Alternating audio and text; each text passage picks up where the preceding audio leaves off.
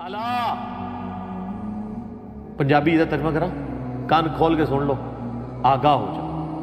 من کان یعبد محمدا فإن محمد قد مات۔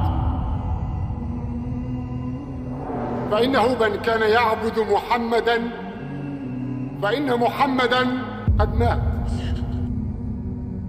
جو کوئی بھی محمد کی عبادت کرتا تھا صلی اللہ علیہ وآلہ وسلم، وہ جان لے کہ محمد مر چکے ہیں،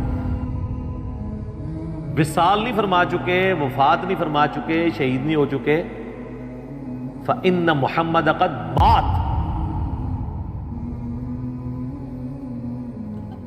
ومن كان يعبد الله فإن الله حي لا يموت۔ اور جو کوئی اللہ کی عبادت کرتا ہے یا کرے گا، وہ یہ جان لے، کیونکہ مضارع کا صیغہ ہے، جو کرتا ہے یا کرے گا وہ جان لے کہ اللہ کو کبھی موت نہیں آئے گی، وہ زندہ ہے اور سب کو تھامنے والا ہے، اسی کی وجہ سے سب کچھ قائم ہے۔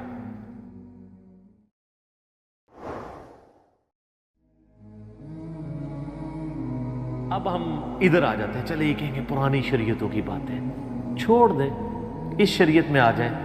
اس امت میں رسول اللہ کے بعد سب سے افضل کون ہے؟ سیدنا ابو بکر عمر۔ صحیح بخاری میں موجود ہے نا، حضرت علی کا بیٹا رضی اللہ تعالیٰ عنہ علیہ السلام، محمد ابن حنفیہ رحمہ اللہ تعالیٰ کہتے ہیں کہ میں نے پوچھا اے ابا جان، رسول اللہ کے بعد اس امت میں سب سے افضل کون ہے؟ تو انہوں نے کہا ابو بکر۔ میں نے پوچھا اس کے بعد کون؟ کہا عمر۔ تو کہتے ہیں مجھے خدشہ ہوا میں تیسری دفعہ پوچھوں گا تو عثمان کا نام لیں گے، تو میں نے کہا اس کے بعد تو پھر آپ ہی ہوں گے۔ تو سیدنا علی نے کہا کہ میں تو عام مسلمانوں میں سے ایک مسلمان ہوں، یہ ان کی عاجزی تھی۔ تو مولا علی جن کو یہ کہہ رہے ہیں کہ ابو بکر اور عمر اس امت میں رسول اللہ کے بعد سب سے افضل ہے، یہ صحیح بخاری میں حدیث ہے۔ ان دونوں شیخین مسلمانوں کے خلفائے راشدین میں سے ٹاپ آف دا لسٹ دو خلفاء جن کی خلافتیں محفوظہ ہیں اللہ کی طرف سے، ان دونوں کے فتوے ہم آپ کو صحیح بخاری سے پیش کر دیتے ہیں، پھر 295C آپ دیکھیں کس کے اوپر یہ لگائیں گے۔ یہ اس زمانے میں ہوتے تو ان پہ لگوا دیتے ہیں۔ سیدنا ابو بکر صدیق رضی اللہ تعالیٰ عنہ علیہ السلام نے نبی صلی اللہ علیہ وآلہ وسلم کی وفات کے موقع پر جو پہلا خطبہ دیا ہے، ابھی میت رکھی ہوئی ہے، آپ علیہ السلام کو دفنایا نہیں گیا۔ خير رسول الله فاختار الرفيق الأعلى من الجنة، قبض رسول الله۔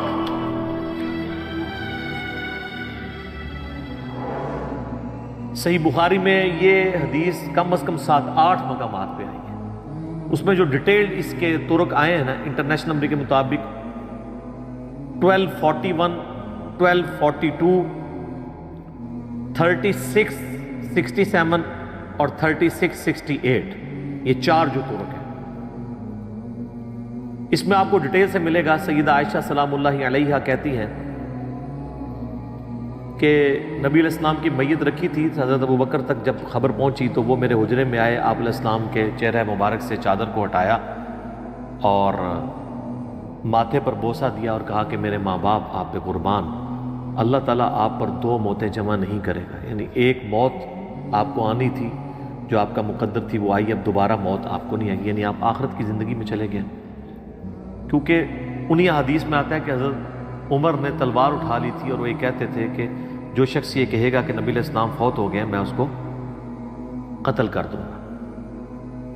ان کا یہ عقیدہ نہیں تھا کہ نبی علیہ السلام فوت نہیں ہو سکتے، ان کا یہ تھا کہ ابھی تو نبی علیہ السلام نے منافقین سے بھی قتال کرنا ہے، ان سب کو ایکسپوز کرنا ہے، تو آپ یہ اپنا مشن پورا کیے بغیر نہیں جا سکتے۔ آپ نے تو ہمیں بتایا، بخاری مسلم میں احادیث موجود ہیں کہ رومن اور پرشین امپائر عنقریب گر جائیں گی، پھر قیامت تک کوئی کیسر اور کسرا نہیں ہوں گے، تو یہ سب کچھ آپ کے ہاتھوں سے ہوگا۔ یہ حضرت عمر کا عقیدہ تھا کہ ان کے ہاتھوں سے ہوگا، تو وہ یہ سمجھتے تھے جس طرح حضرت ابو بکر صدیق رضی اللہ تعالیٰ عنہ نے تو خیر امت کو عقیدہ سمجھا دیا، جس طرح حضرت موسیٰ علیہ السلام کوہ طور پہ چلے گئے تھے اور 40 دن کے بعد واپس آ گئے تھے، اس طریقے سے نبی علیہ السلام بھی واپس آ جائیں گے۔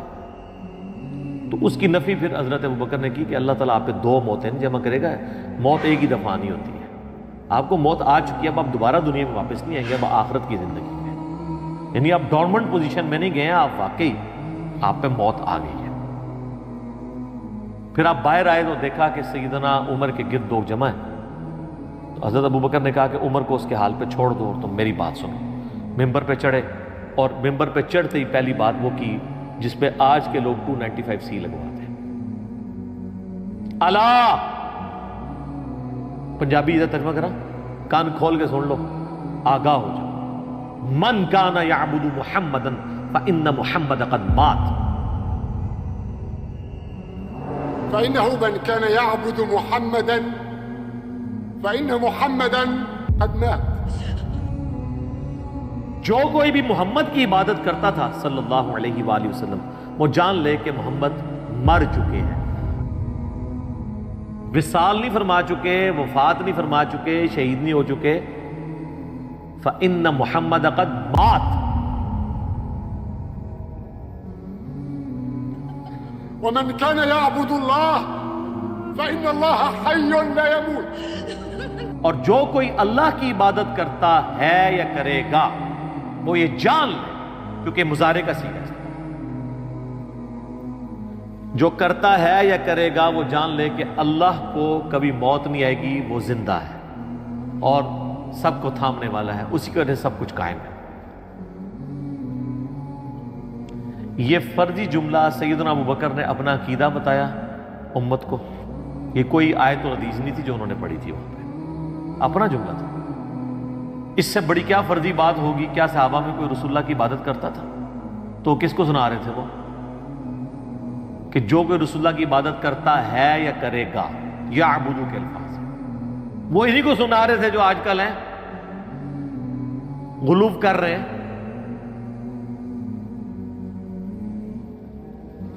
تو کسی نے ان کو کہا کہ آپ فرضی جملہ بول رہے ہیں، مسلمانوں پہ شرک کا الزام لگا رہے ہیں، کون رسول اللہ کی عبادت کرتا ہے؟ انہوں نے کہنا سی نا وہ تو کیڑیاں گلاں پہ کرنا ہے، وہ کوئی اور آیت نہیں تم لبھی، تو آگے سیدھے ہی چڑھ گئے ممبر تھے، انہوں نے تو یہ کہنا تھا۔ پھر سیدنا ابوبکر نے اس کی سپورٹ میں وہ آیت پڑھی، سورہ آل عمران آیت نمبر 144، وما محمد إلا رسول قد خلت من قبله الرسل أفإن مات أو قتل انقلبتم على أعقابكم۔ پھر پڑھی انک میت وانہم میتون، سورہ الزمر آیت نمبر 30، وہ ساری آیات وہی پڑھی اس ثبوت میں۔ سیدنا عمر کہتے ہیں جب میں نے ابوبکر کی زبان سے یہ آیات سنی اور یہ خطبہ سنا تو میرے پاؤں میرے جسم کا بوجھ نہیں اٹھا سکے، اور مجھے لگا کہ یہ آیات جس طرح آج ہی نازل ہوئی ہیں، حالانکہ ہم یہ آیات پہلے بھی سنتے تھے۔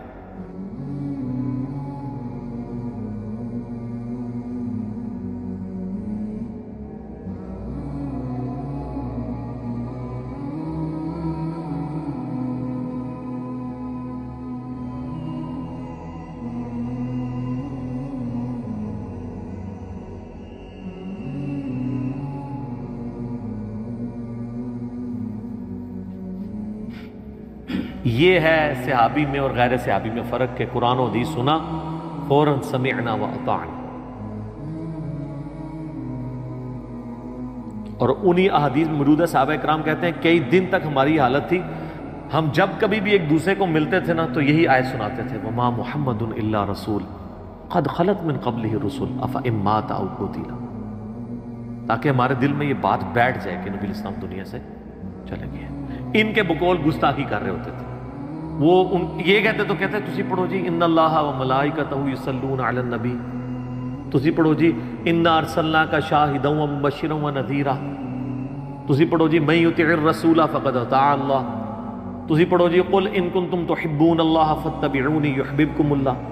سر اس وقت ان آیات کی ضرورت نہیں تھی، کیونکہ نبی علیہ السلام سے پہلے پوری دنیا میں سب سے بڑے لیول کا جو شرک موجود تھا وہ ایک پیغمبر کے ماننے والوں کے فالورز کا تھا، عیسیٰ ابن مریم کے۔ نبی علیہ السلام نے دوسرا عیسیٰ ابن مریم بن جانا تھا اگر آپ علیہ السلام کی اتنی سٹرکٹ تعلیمات نہ ہوتی۔ صحیح بخاری میں حدیث ہے، دیکھنا میری شان کو اس طرح نہ بلند کرنا، جس طرح نصارہ نے اپنے پیغمبر کو بڑھا دیا تھا، میں اللہ کا بندہ اور اس کا رسول ہوں، مجھے اللہ کا بندہ اور اس کا رسول ہی کہنا۔ میں یہ کہتا ہوں کہ نبی علیہ السلام کی میت کے اوپر سیدنا ابو بکر کا یہ بولنا کہ من کانا یعبد محمدن فإن محمد قد مات، یہ نبی علیہ السلام کی کامیابی کی دلیل ہے کہ آپ کو جو اللہ نے امام الموحدین بنا کر بھیجا تھا، آپ کی ٹیم ایسی پروڈیوس ہو گئی تھی کہ جو آپ کی میت پہ آپ کی شان نہیں بیان کر رہی تھی بلکہ توحید بیان کر رہی تھی۔ یہ نبی علیہ السلام کی تعلیم کی کامیابی ہے جس کے لیے آپ دنیا میں آئے تھے۔ تو سیدنا ابو بکر جو ہے وہ غیر نبی ہیں، غیر اللہ ہیں، امتی ہیں، جتنے مرضی اعلیٰ درجے کے صحابی ہیں لیکن ہے امتی ہیں۔ تو انہوں نے جو خود سے بولا نبی علیہ السلام کے بارے میں، ان کی ڈاکٹرن میں یہ گستاخانہ عبارت ہے اور اس پہ 295 سی لگے گی ان کی ڈاکٹرن۔ ہم تو کہنا ہے بالکل صحیح عقیدہ بیان کیا، بلکہ جسے یہ نہ پتا ہونا کہ حضرت ابو بکر کا خطبہ ہم نے تو چیک کیا ہے، اس کو جب بتایا نا یار ایک بندہ کہتا ہے کہ محمد تو نہیں تھے مگر ایک رسول، وہ مر چکے ہیں، بلکہ آیت ہی آپ پڑھ دیں، جو کوئی محمد کی عبادت کرتا تھا جان لے کہ وہ مر چکے ہیں، اور جو اللہ کی عبادت کرتا ہے جان لے اللہ زندہ ہو، کہے گا کیڑا وہابی ہے جیڑا ایسا نہیں گلنا کرنا ہے سیدنا ابو بکر۔ یہ ہم نے خود چیک کیا ہے۔ پھر جب بعد میں بتایا تو ان کے ہاتھ پاؤں کانپنے شروع ہو گیا، مانا پھر بھی کوئی نہیں، چلتے بابوں کے پیچھے۔ اسی تو سر آپ کو جھنجھوڑ کے کہہ رہے ہیں کہ مرنے سے پہلے اے مسلمان کر لے اس پہ غور، کتابوں کا خدا اور ہے، بابوں کا خدا۔ یہ کتابوں سے تعارف ہو رہا ہے آپ کو، کہنے کو تو دی سب کا اسلام ہے لیکن کتابوں کا جہاں اور ہے، بابوں کا جہاں اور۔ یہ وہ تعلیمات ہیں جو انبیاء کے ذریعے اللہ تعالیٰ نے ہم تک پہنچائی ہے۔ بلکہ مجھے تو یہ کہنے میں آ رہی نہیں، انڈیا پاکستان بنگلہ دیش کے جو سو کالڈ بنائے ہوئے اولیاء ہیں، ہم یہ کہہ سکتے ہیں کہ مرنے سے پہلے اے مسلمان کر لے اس پہ غور، انبیاء کا خدا اور ہے اور من دون ہی اولیاء کا خدا اور۔ یہ میں من دون ہی سال لگا رہا ہوں بریکٹ میں، ہونا انہوں کہنا جی بزرگوں اولیاء اللہ کو کہتے ہیں، اور من دون ہی اولیاء جو انہوں نے نام رکھ دیے چند۔ تو سیدنا ابو بکر نے امت کو عقیدہ دے دیا۔ اب آ جائیں جناب دوسری پرسنالٹی سیدنا عمر رضی اللہ تعالیٰ عنہ السلام۔ صحیح بخاری میں 3700 نمبر حدیث ہے، بڑی ڈیٹیل۔ جب سیدنا عمر کو زخم لگا، 5-6 صفوں پہ حدیث ہے، میدا کٹ گیا تھا، کچھ کھاتے تھے نکل جاتا تھا۔ جب ان کو نظر آیا کہ اب میں نہیں بچ پاؤں گا تو انہوں نے کئی ایک وصیتیں کی، ان میں سے ایک یہ بھی تھی کہ انہوں نے کہا کہ میں اپنے بعد ان 6 لوگوں سے زیادہ خلافت کا حقدار کسی کو نہیں سمجھتا، بلکہ انہوں نے کہا کہ خلافت کے حقدار صرف یہ 6 لوگ ہیں، اور پھر 7 الفاظ بولے، الذین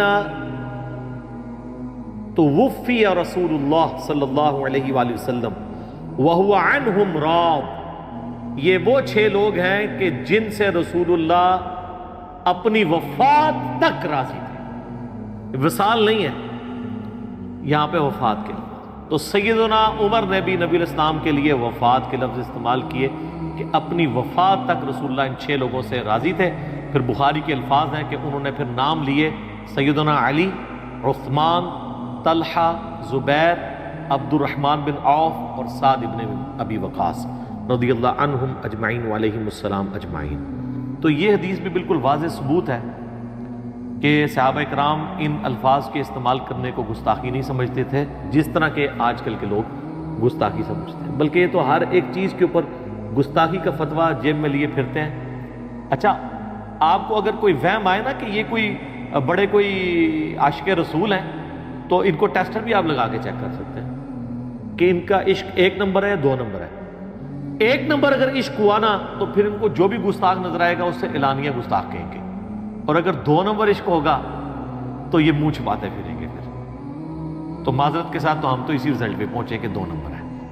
دیکھیں، میں نے 23 فروری 2013 کو آلموسٹ آج سے 7 سال پہلے، یہ تو اب چل رہا ہے مئی 2020، مسئلہ 71B انڈیا اور پاکستان کے بزرگوں کی 19 گستاخانہ عبارات کا تحقیقی جائزہ، یہ ریکارڈ کروا دیا تھا۔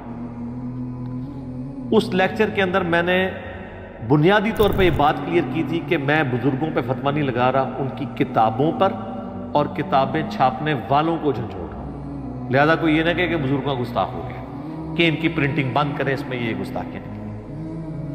آج تک ان گستاخیوں کا انہوں نے ناک جواب کیا دینا ہے، اس سے کوئی توبہ بھی نہیں کر سکے۔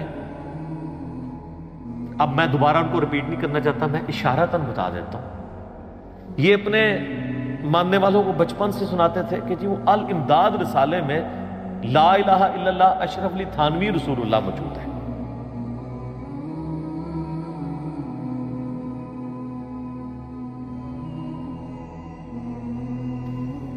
ہم نے کہا جی وہ بھی غلط، لیکن سر اپنے گھر کی بھی خبر لیں، وہاں پہ حشت بہشت کتاب جو ہے جس میں چیپٹر ہے فوائد السالکین، اس میں تو لا الہ الا اللہ چشتی رسول اللہ بھی موجود ہے۔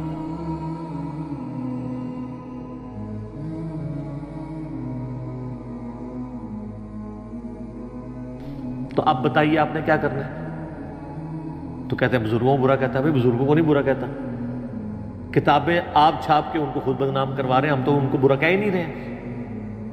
پھر ہم نے ان کو بتایا بھی تذکرۃ الاولیاء میں بایزید بستامی کا یہ دعویٰ لکھا ہے کہ لوائی اعظم من لوائی محمد، قیامت والے دن میرا جھنڈا محمد کے جھنڈے سے بڑا ہوگا، بلکہ وہ کہتے ہیں میں قسمیاں کہتا ہوں کہ محمد اور تمام انبیاء نعوذ باللہ من ذالک میرے جھنڈے کے نیچے ہوں گے، اور اس کی باطل تعویلات کرتے ہیں، وہ میں نے انجین نہیں کی ان کی۔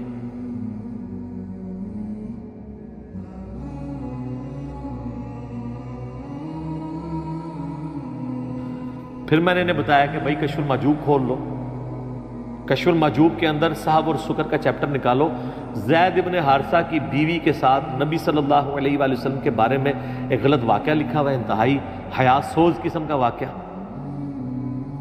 اب میں بار بار اس کو بیان کرتے ہوئے مجھے خود بھی شرم آتی ہے۔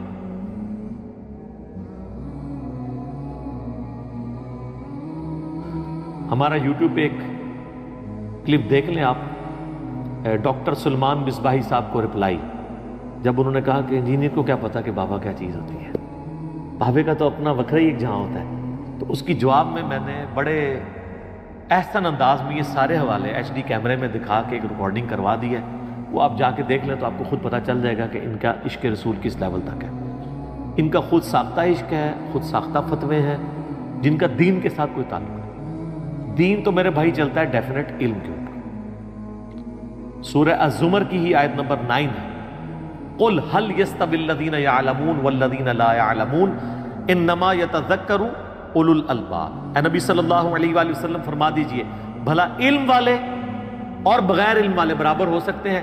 نصیحت تو نہیں حاصل کرتے مگر عقل والے۔ یہ کہتے چلے، آپ کو نہیں سناتے عشق دے چلے نمبر لے گئے، عقل والے انجے ہی عمرہ گالیاں۔ اللہ کہہ رہا ہے کہ عقل والے نمبر لے گئے۔ پھر سورہ فاطر کے اندر اللہ تعالیٰ فرماتا ہے انما یخشی اللہ من عبادہ العلماء، اللہ کی خشیت اور معرفت تو صرف اہل علم کو ہے۔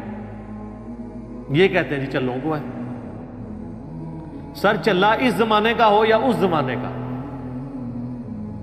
چلے کو کوئی اجازت نہیں ہے کہ وہ دین کے اندر کوئی چیز داخل کرے۔ میں آپ کو مثال کے طور پہ ایک حدیث پیش کرتا ہوں، بڑی مشہور حدیث ہے سنن ابی داؤد کے اندر، اور یہ حدیث مشکات کے اندر آپ کو کتاب النکاح چیپٹر میں بھی مل جائے گی۔ ابو داؤد میں ہے 2140 اور مشکات میں 3266۔ قیس ابن سعد کہتے ہیں، صحابی ہیں رضی اللہ تعالیٰ عنہ، کہ میں کوفے کے پاس ہیرا نامی ایک شہر میں گیا، وہاں میں نے دیکھا کہ لوگ اپنے سردار کو سجدہ کرتے ہیں، تو جب میں واپس آیا تو میں نے نبی علیہ السلام کو سجدہ کیا، تو آپ نے فرمایا اپنا سر اٹھائیے، کیا کر رہے ہیں؟ کہ یا رسول اللہ میں وہاں گیا تھا، لوگ اپنے سردار کو سجدہ کرتے ہیں، آپ تو اللہ کے رسول بھی ہیں، دنیا اور آخرت میں ہمارے آقا ہیں، تو آپ کو سجدہ نہ کروں؟ تو آپ نے فرمایا جب میں فوت ہو جاؤں گا، یہ انڈیا پاکستان والا ترجمہ ہے، اس میں کہ جب میں مر جاؤں گا اور تم میری قبر سے گزرو گے تو کیا میری قبر پہ بھی سجدہ کرو؟ کہا نہیں یا رسول اللہ۔ تو فرمایا پھر مجھے کو سجدہ کر رہے ہو؟ اگر میں سجدہ جائز سمجھتا تو بیویوں سے کہتا کہ اپنے خامدوں کو سجدہ کریں اس حق کے سبب جو اللہ نے ان کو دیا ہے۔ بس یہ آخری حصہ ہی ہمیں رٹوایا گیا ہے کہ خامد کا کیا حق ہے اپنی بیوی کے اوپر۔ اس سے پہلے جو اللہ کا حق بیان ہوا تھا، جس کے ساتھ رسول اللہ کو بھی شریک نہیں کیا جا سکتا تھا، وہ چھوڑ دیا، اور خامد اپنا حق لیے پھر رہے۔ سٹارٹ تو اس کا اللہ کے حق سے ہوا کہ اگر میں سجدہ جائز سمجھتا، اللہ کے سوا کسی کے لیے سجدہ ہی نہیں ہے، رسول اللہ کو سجدہ کیا ہے تو وہ آپ نے منع فرما دیا صلی اللہ علیہ وآلہ وسلم۔ تو یہ لوگ ہوتے تو کہتے یا رسول اللہ صلی اللہ علیہ وسلم یہ تو عشق کی بات ہے، عشق میں تو ہر چیز جائز ہے، یعنی ان کے بقول تو نعوذ باللہ نبی صلی اللہ علیہ وآلہ وسلم نے جو ہے وہ خود گستاخی کروا دی جب آپ نے منع کر دیا. تو کہتے ہیں عشق میں سب کچھ جائز ہے, everything is fair in war, love and war, محبت اور جنگ میں سب کچھ جائز ہے. یہ تو وہ کہانی کروانے والے لوگ ہیں. تو یہاں دیکھ لیں محبت میں کوئی جائز قرار نہیں دی گئی. تو یہ محبت والا بھی صرف ڈھکوسلا ہے ان کا, صرف یہ اپنے بابوں کے نظریات کو جو ہے نا وہ محبت کا نام دیتے ہیں. جو کچھ بھی کسی نے شعر و شاعری میں کہہ دیا اس کو عقیدہ بتاتے ہیں. بھئی یہ کتابوں کی دنیا ہے, دین کتابوں کے اندر. دین وہ ہے جو حجۃ الوداع پہ دیا گیا, دین وہ ہے جو غدیر خم پہ دیا گیا. اور اسی کو ہم نے عرض کیا ہے کہ مرنے سے پہلے اے مسلمان کر لے اس پہ غور, کتابوں کا خدا اور ہے, بابوں کا خدا اور. کہنے کو تو دین سب کا اسلام ہے, لیکن آپ دعویٰ کرتے رہے کہ ہم مسلم ہیں, لیکن کتابوں کا جہاں اور ہے, بابوں کا جہاں. اور انشاءاللہ یہ جب آپ ساری منازل طے کریں گے نا تو ایک دن آئے گا کہ آپ کے اندر سے آواز نکلے گی, کیا کہ نہ میں وابی نہ میں بابی, میں ہوں مسلم, علم کتاب. ٹھیک ہوگا جی؟ جزاک